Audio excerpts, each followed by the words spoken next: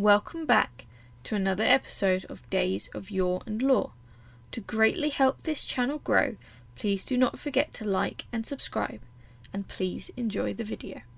On the morning of Saturday, 17th of March, the Lady Elizabeth received the Marquess of Winchester and the Earl of Sussex into her chambers. They were there to take her to the Tower of London. In the months prior, from the turn of the year of 1554, a rebellion had arisen against the new Queen Mary I. What started as nobles protesting the marriage between Elizabeth's sister, the Queen, and Philip of Spain led to planned armed assaults and, for some key members, attempts to take Mary off the throne of England. One such was for Elizabeth to be married to a noble known as Courtenay and then crowned as Queen instead of her sister. Through gossip, possibly falsified letters and other pieces, it showed that potentially the Protestant Elizabeth was a traitor to the Catholic Queen. Mary ordered Elizabeth to the Tower to await trial, as she had ordered her counsellors to find evidence of her sister's betrayal. So on the morning of the 17th of March, the men entered Elizabeth's chambers to perform such task. Elizabeth, distressed by what was happening, had repeatedly been denied an audience with her sister, so that she may speak her case as siblings and not through the words of men.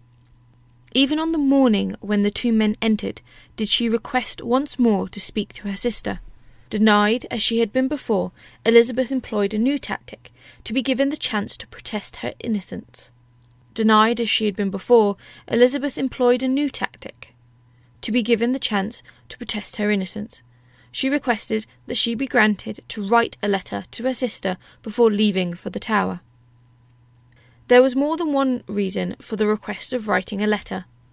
Elizabeth was trying to use delaying tactics, not just so that she may be given a chance to plead her case to Mary, but also because she was aware that there was a divide amongst the councillors of the Privy Council on how to deal with her.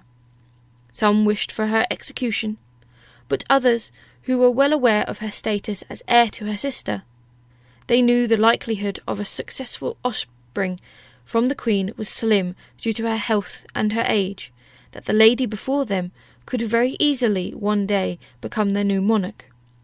This divide had led to Elizabeth being consigned to the Tower, but without a charge. All Elizabeth needed was time. Due to her having to travel to the Tower by river and through the famous Traitor's Gate, meant that Elizabeth could benefit from taking her time. The barge awaiting for her needed to leave without delay, as the tide waited for nobody, and there was only a set window in which one could travel the Thames to the Tower of London. Any voyages outside that time were likely to end in disaster and death. Elizabeth's request was granted, with the Earl of Sussex declaring, "You shall have liberty to write your mind. As I am a true man, I will deliver your letter to the Queen and beg for her answer, whatsoever comes thereof." Now all she needed to do was write the letter of her life, which she did. In the National Archives resides the letter Elizabeth wrote to her sister.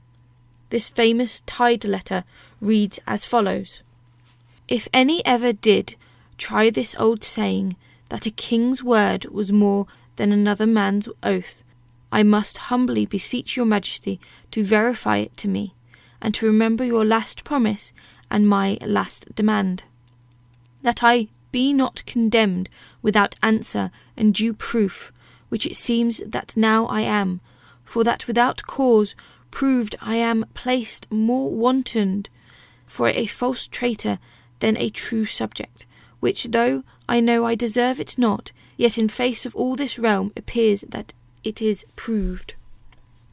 I protest afore God, who shall judge my truth, whatsoever malice shall devise, that I never practised, counselled, nor consented to anything that might prejudicial to your person in any way, or dangerous to the state by any means. And I therefore humbly beseech your Majesty to let me answer afore yourself, and not suffer to the trust of your counsellors. Yea, and afore that I go to the Tower, if it is possible, if not, afore I be further condemned. Let conscience make your Highness take some better way with me than to make me condemned in all man's sight afore my desert known. I have heard in my time of many cast away for want of coming to the presence of their prince, and in late days I heard speak with him. He had never suffered, but persuasions were made to him too great that he was brought in belief that could not live safely if the admiral lived, and that made him give his consent to his death.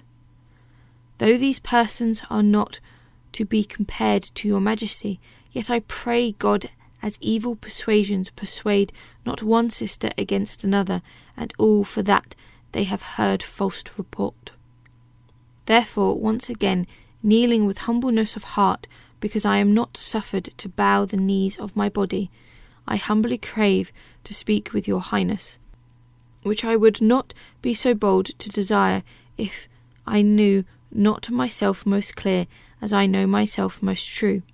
As for the traitor Wyatt, he might peradventure write me a letter, but on my faith I never received any from him. And as for the copy of my letter sent to the French king, I pray God confound me eternally if ever I sent him word, message, letter, or token by any means. To this truth I will stand until my death. The shakiness in Elizabeth's handwriting can be seen as it becomes less and less controlled. Her nerves, the magnitude of what was happening, no doubt beginning to affect her. We can also see that she frequently deleted and made amendments, betraying her consuming anxiety. No doubt she would have preferred to write this letter a second time, to make it look more fitting, but she was only granted a specific amount of paper. It could also be speculated that Elizabeth might have let these in to appeal to her sister's mercy, and that her sister would be able to see the fear she was putting Elizabeth through for something she might be innocent of. Either way, it betrayed the message Elizabeth wanted to portray. Once she had finished the letter, Elizabeth had come to a halt on the near top of the page. This would leave room for more if she wanted. However, it would also mean that any of her enemies could forge some incrimination statement in the space left on the page. This could encompass her ruin. Knowing that Elizabeth had enemies, and some were even on the Privy Council, she could not take that risk. So instead of just signing, she took a tactic to ensure that no one could falsify her words. Underneath, she drew diagonal lines over the offending space, preventing someone from writing more. Underneath the lines reads, "I humbly crave but one word of an answer from yourself, your Highness's most faithful subject that hath been from the beginning and will be to my end, Elizabeth." Elizabeth took her time in composing her letter, and by the time she had finished, the waiting councillors realised that they had missed the tide. The Thames was once more too low, and attempting to steer the barge between the piers supporting London Bridge would have been impossible. The next available tide would not be until midnight, and transferring such a high-profile prisoner at night would have been too risky. There was a likelihood that Protestant Londoners could try to rescue her, or that the barge could face distress in the water, and it would be difficult to help. As such, it was decided that Elizabeth would not be going until the following day.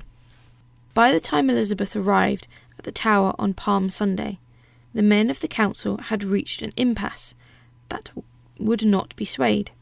Whereas the likelihood of her execution was high on Saturday, the same was not the case on Sunday. There was no proof of her betrayal to the Crown, and many of the council were reluctant to sign the execution without proof. Elizabeth would go on to spend time as a prisoner in the Tower, but she would not be executed, or it even be discussed of her execution without proof. All of this change coming to fruition from one small letter which allowed for more time. Time for the men to doubt, and Elizabeth to live. To support this channel, please do not forget to like, subscribe, and leave a comment down below. And I will see you all in the next one.